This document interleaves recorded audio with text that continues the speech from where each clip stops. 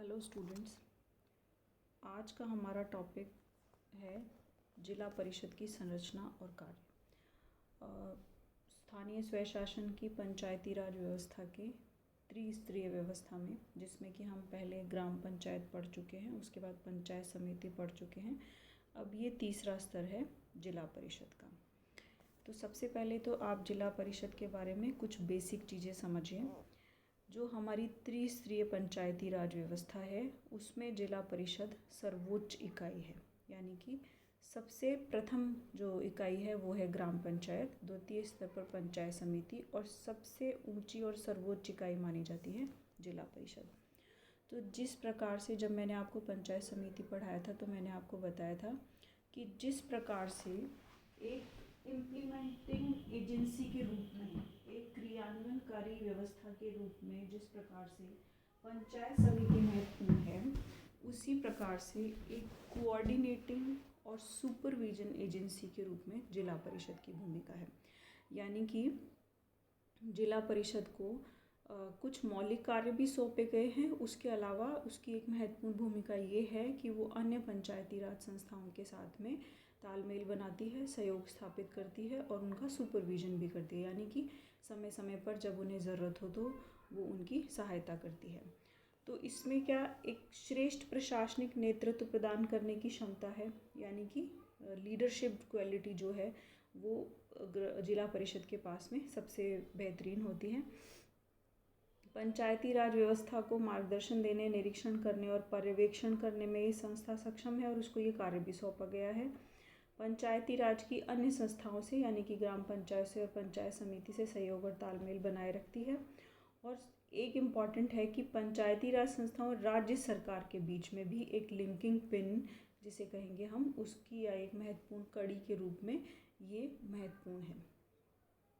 और अन्य बाकी की जो पंचायती राज की संस्थाएं हैं उन्हीं के तरह जिला परिषद एक निगमित निकाय है, यानी कि मैं आपको पहले भी समझा चुकी हूँ। एज अ पर्सन इसकी भूमिका है, ये संपत्तियों का क्रय कर सकते हैं, बेच सकते हैं, खरीद सकते हैं, इन पर मुकदमा किया जा सकता है और ये भी अन्य पर मुकदमा कर सकते हैं।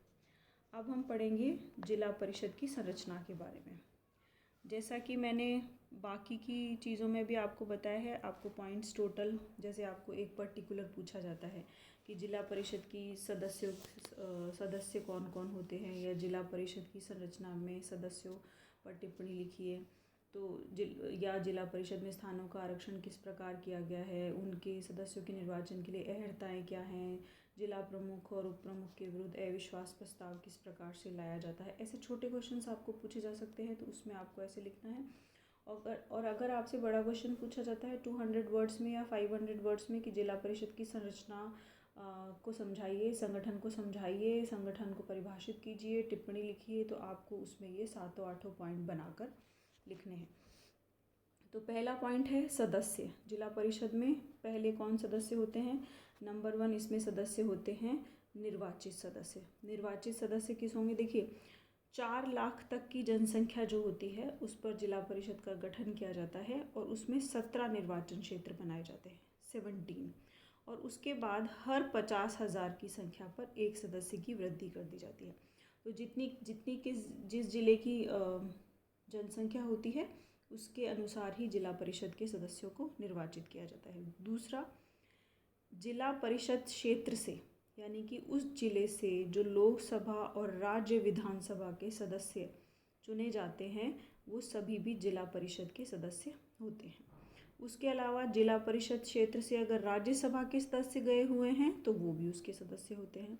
उसके अलावा जितनी भी पंचायत समितियां जिला परिषद के अधीन आती हैं उनके जो प्रधान होते हैं वो भी जिला परिषद के सदस्य होते हैं।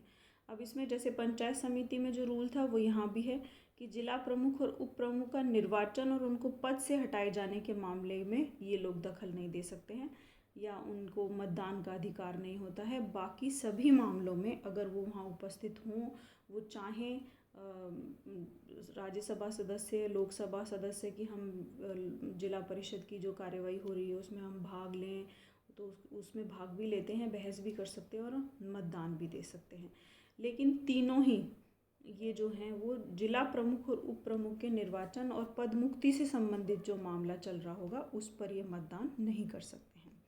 उसके बाद स्थानों का आरक्षण वही तीनों जगहों पर एक जैसा है, इसीलिए सेम है। महिलाओं को 50% है, ओबीसी को 21% है, SC ST को उनकी जनसंख्या के अनुपात में है। कार्यकाल और निर्वाचन वही 5 साल का है, राज्य निर्वाचन आयोग के द्वारा किया जाता है। 6 महीने होने से पहले पहले करवा लिया जाता है। सेम चीज़ें जो हम ग्राम पंचायत और पंचायत समिति में पढ़ चुके हैं। निर्वाचन के लिए जो अहर्ताएँ हैं वो भी ग्राम पंचायत का जो आपका चैप्टर है उसमें डिटेल में दी हुई है, क्या क्या अहर्ताएँ होनी चाहिए, वो सभी पर लागू होती हैं, सेम है। उसके बाद प्रमुख और उप प्रमुख का निर्वाचन अप्रत्यक्ष प्रणाली द्वारा किया जाता है, यानी कि वो जो निर्वाचित सदस्य हैं जिला परिषद के जो चुने गए हैं वो मिलकर अपने में से किसी एक को प्रमुख और उप प्रमुख चुन लेते हैं। तो ये एक प्रकार की अप्रत्यक्ष प्रणाली होती है। उसके बाद जिला प्रमुख और उप प्रमुख के विरुद्ध अविश्वास प्रस्ताव लाया जाना, सेम पिछले दोनों की तरह कुछ चीज़ें उनसे कॉमन हैं, कुछ डिफरेंट हैं। कॉमन क्या है, वही कि 2 साल तक नहीं ला सकते, एक बार ले आएंगे, अगर वो फेल हो जाता है तो फिर अगले 1 साल तक नहीं लेकर आएंगे। 1/3 सदस्य जो है वो उस प्रस्ताव को पारित कर सकते हैं। अब इसमें डिफरेंस क्या है, डिफरेंस इसमें ये है कि इस बैठक की अध्यक्षता कौन करेगा, ये जिला कलेक्टर तय करता है। यानी कि जो विकास आयुक्त बनाए जाते हैं, अगर किसी स्टेट में विकास आयुक्त का पद है तो जो विकास आयुक्त होते हैं, कई जगहों पर जिला कलेक्टर को ही विकास आयुक्त बना दिया गया है, तो वो तय करते हैं कि उसकी अध्यक्षता कौन करेगा।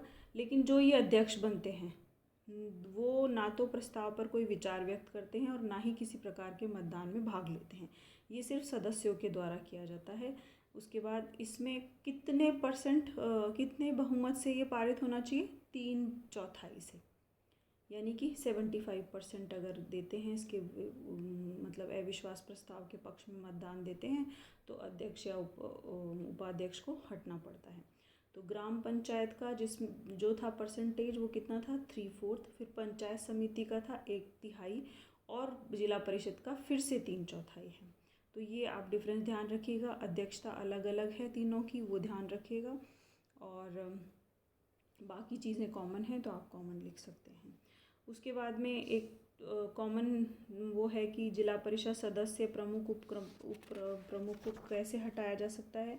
तो बिल्कुल अगर वो बैठक से लगातार 3 बैठकों से अनुपस्थित रहते हैं, सदस्यता से त्याग पत्र दे देते हैं, उनकी मृत्यु हो जाती है, या अब 3 महीने हो गए उनका चुनाव हुए लेकिन उन्होंने पद की शपथ नहीं ली है, इस तरह की कुछ चीज़ें होती हैं तो उन्हें पद से हटाया जा सकता है।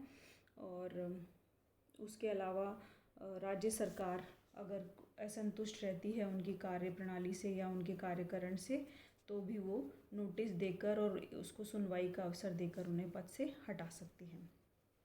उसके बाद इसमें एक जिला परिषद की बैठक और गणपूर्ति का टॉपिक है।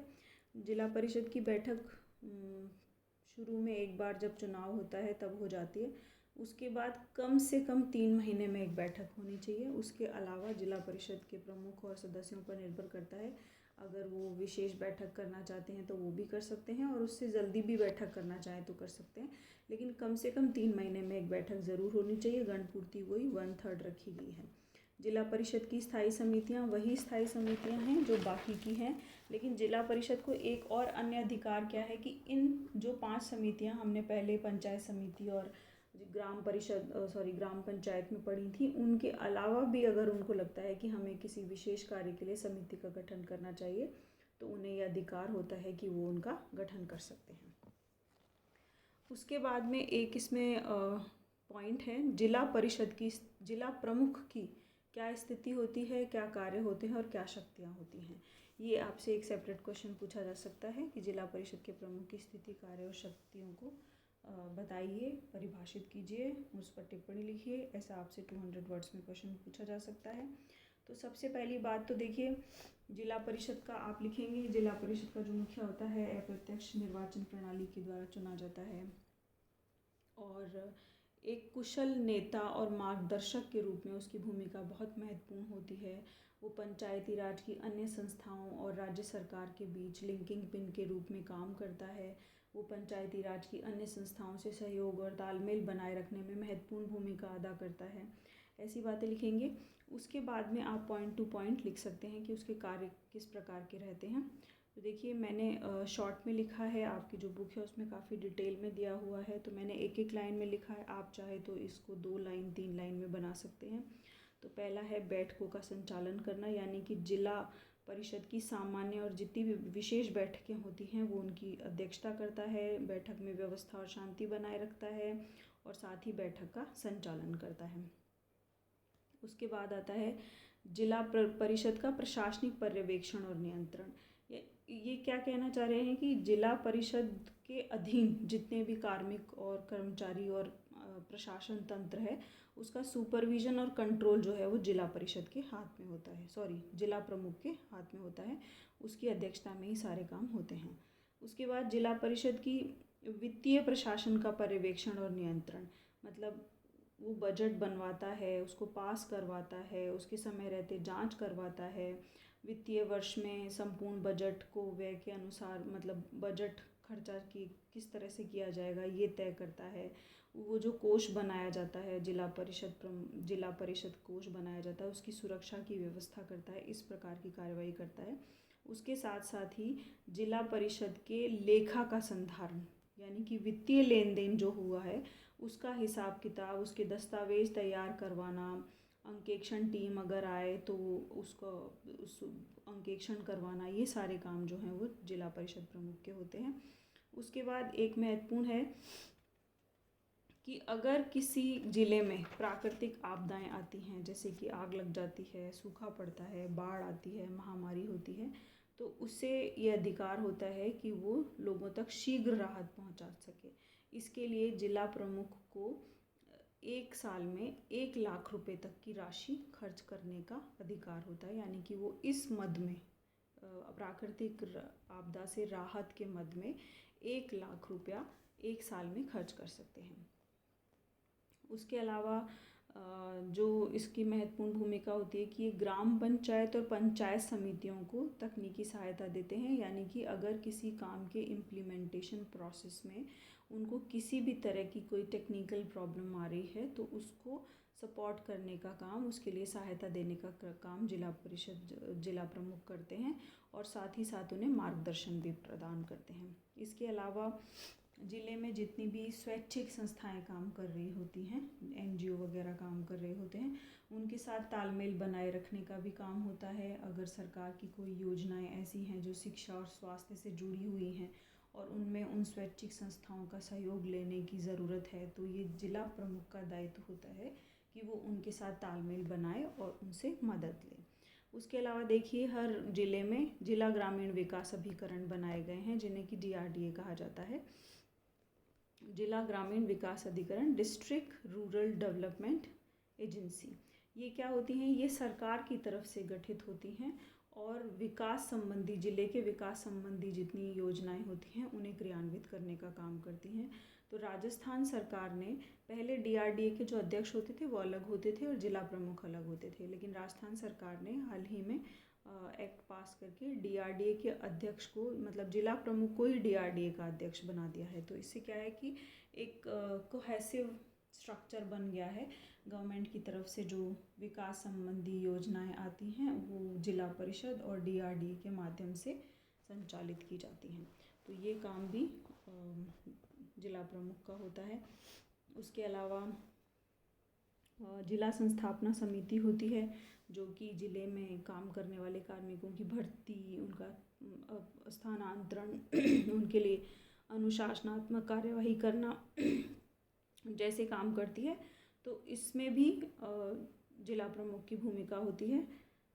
तो ये सारे जिला प्रमुख की स्थिति, कार्य और शक्तियाँ हैं।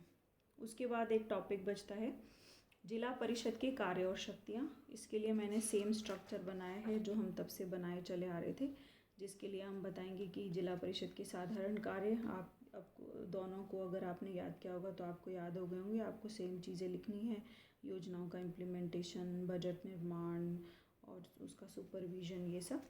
उसके बाद आर्थिक अवसंरचना के कार्य हैं और सामाजिक अवसंरचना के कार्य हैं। देखिए 1957 में जब बलवंत राय मेहता समिति गठित की गई थी तो उन्होंने तो ये सुझाव दिया था कि जिला परिषद को जो नीचे की पंचायत है, नीचे की व्यवस्था है पंचायत समिति और पंचायत की, उनके सुपरविजन का दायित्व दिया जाना चाहिए।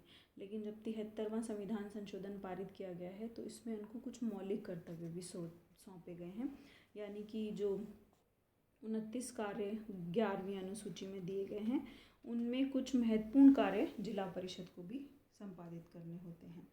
तो इनको मैंने 2 हेड्स में बांट दिया है कि जिले की आर्थिक अवसंरचना से संबंधित कौन से कार्य करते हैं और सामाजिक अवसंरचना से संबंधित कौन से कार्य करते हैं। तो आर्थिक अवसंरचना में पहला कृषि है, जिसमें कि कृषि विकास को बढ़ावा देना, ज़्यादा से ज़्यादा कृषि उपकरणों का प्रयोग करना और कृषि के विकसित तरीकों को अपनाने पर जोर देना, कृषि मेले और प्रदर्शनियों का संचालन, कृषकों को किस प्रकार का प्रशिक्षण दिया जाना चाहिए और भूमि संरक्षण की किस प्रकार से जानकारी दी जानी चाहिए, इस प्रकार के काम करते हैं। लघु सिंचाई के लिए सामुदायिक पंप सेट लगाना, जल विभाजक विकास कार्यक्रम और जितनी भी सिंचाई योजनाएं जिला परिषद के अधीन आती हैं उनका समान प्रकार से संचालन होता रहे, इसके लिए कार्य करना। ग्रामीण विद्युतीकरण की व्यवस्था करना, मृदा संरक्षण पर ध्यान देना, मृदा संरक्षण और मृदा विकास दोनों पर ध्यान देना। सामाजिक वानिकी, फार्म वानिकी, बागान विकास, बंजर भूमि विकास, पौधशालाओं को प्रोत्साहन, वृक्षों का रोपण और रख रखाव, राजमार्गों को, मुख्य जिला सड़कों को छोड़कर सड़क के किनारे पेड़ लगाना, ये सारी के सारे काम जो होते हैं वो जिला परिषद की तरफ से किए जाते हैं। उसके बाद पशुपालन और डेयरी से संबंधित कार्य हैं, मत्स्य पालन से संबंधित कार्य हैं, घरेलू और कुटीर उद्योग से संबंधित कार्य हैं, ग्रामीण सड़क और भवनों में भूमिका होती है, पुलियाएँ बनाना और जो जिला परिषद के कार्यालय भवन होते हैं उनका निर्माण और रख रखाव, और आंतरिक क्षेत्र में जो सड़कों का संपर्क जाल होता है उनकी पहचान करना और सरकार को बताना कि यहाँ ज़रूरत है। उस जो नई सड़कें हैं और विद्यमान सड़कें हैं उनको चौड़ा करने के लिए किस प्रकार से भूमि को अधिग्रहित किया जाए, इसके बारे में पूरा प्रोसेस बनाने का अधिकार भी इनको होता है। उसके बाद आता है सामाजिक अवसंरचना के। देखिए काम सारे कॉमन हैं, जो ग्राम पंचायत के पास थे, पंचायत समिति के पास थे, जिला परिषद के पास थे, लेकिन हर एक का जो एरिया है वो ज़्यादा ब्रॉड होता जा रहा है। जो हायर अथॉरिटी है वो हमेशा ब्रॉड स्पेक्ट्रम पे काम करती है, यानी कि ज़्यादा डायमेंशंस कवर करने की कोशिश करती है। जो छोटी एजेंसी है जैसे ग्राम पंचायत है वो सिर्फ गांव तक सीमित जो चीज़ें होती हैं उन्हीं पर फोकस करती है, लेकिन जो पंचायत समिति होगी वो जो 4-5 गांव जो उसके अधीन आते हैं उन पर फोकस होकर काम करेगी। लेकिन जिला परिषद जो है वो पूरे ज़िले में किस प्रकार से ज़्यादा समान रूप से प्रोत्साहन दिया जाए उस पर भी काम करेगी। तो ये सारा जो इनका डिफरेंस है काम का वो सिर्फ इस बात का है कि कौन सी एजेंसी कौन से डायमेंशन को कवरेज देती है और उसका स्पेक्ट्रम कितना ब्रॉड है। तो आपको बस उन चीज़ों पर ध्यान देना है और वो पॉइंट पिक करने हैं। जैसे स्वास्थ्य से जुड़ी हुई चीज़ें हैं तो सामुदायिक और प्राथमिक स्वास्थ्य जो पीएचसी और सीएचसी होती हैं उनकी स्थापना और उनका रख रखाव की जिम्मेदारी जिला परिषद की होती है। उसके अलावा आयुर्वेदिक, होम्योपैथिक और यूनानी औषधालय भी अगर किसी ज़िले में स्थापित किए गए हैं तो उनका रख रखाव भी किया जाता है। टीकाकरण कार्यक्रम का क्रियान्वयन करने का काम इनका होता है। जो मातृत्व शिक्षा होती है, मतलब माँ को किस प्रकार का खाना मिलना चाहिए, किस प्रकार पोषण मिलना चाहिए, इस तरह के जो क्रियाकलाप होते हैं वो भी इनके अधीन आते हैं। परिवार कल्याण कार्यक्रम भी इनके अधीन आता है। तो देखिए स्वास्थ्य से जुड़ी हुई चीज़ों में कितना ब्रॉड स्पेक्ट्रम जिला परिषद कवर कर रही है, यानी कि एक ज़िले में स्वास्थ्य से संबंधित जितनी भी डायमेंशंस हो सकते हैं वो सारे के सारे इसमें कवर किए गए हैं। यहाँ तक कि स्वास्थ्य को नुकसान पहुँचाने वाले पर्यावरण प्रदूषण को कंट्रोल करने का काम भी जिला परिषद का होता है, यानी कि बहुत ज़्यादा डंपिंग यार्ड्स अगर कहीं बन रहे हैं तो उन पर ध्यान देना, वहाँ पर अगर कुछ आग वाग लग जाती है और उसकी वजह से कचरा जलने की वजह से प्रदूषण होता है, या खेती के बचा हुआ जो रेसिड्यू होता है उसको आग लगाने से जो पर्यावरण प्रदूषण होता है, इस सब को कंट्रोल करने की जिम्मेदारी जिला परिषद के पास होती है। उसके अलावा शिक्षा के क्षेत्र में देखिए उच्च प्राथमिक विद्यालय की स्थापना और रखरखाव, यानी 10th तक के जो स्कूल होते हैं उनके रखरखाव की और उनकी शैक्षणिक क्रियाकलापों को अधिक प्रोत्साहित करने का काम इनके पास होता है। उसके अलावा प्रौढ़ शिक्षा और पुस्तकालय सुविधाओं के लिए भी ये योजना बना सकते हैं। विज्ञान और तकनीक के प्रचार प्रसार के लिए कार्य कर सकते हैं। शैक्षणिक क्रियाकलापों का सर्वेक्षण और मूल्यांकन करते हैं। उसके अलावा दो बहुत इम्पॉर्टेंट आस्पेक्ट सोसाइटी से जुड़े हुए जो जिला परिषद कवर करती है वो है समाज कल्याण और कमज़ोर वर्गों का कल्याण और समाज सुधार के क्रियाकलाप। तो समाज कल्याण और कमज़ोर वर्गों के कल्याण में देखिए, अनुसूचित जाति जनजाति और पिछड़े वर्ग की छात्रवृत्तियाँ हों, उनके बोर्डिंग्स हों, अनुदान हों, अन्य किताबें हों, किसी भी प्रकार का अनुदान अगर होता है तो वो देकर ये जो सेक्शंस हैं इनके बीच में शिक्षा सुविधाओं का विस्तार करने का काम करती है।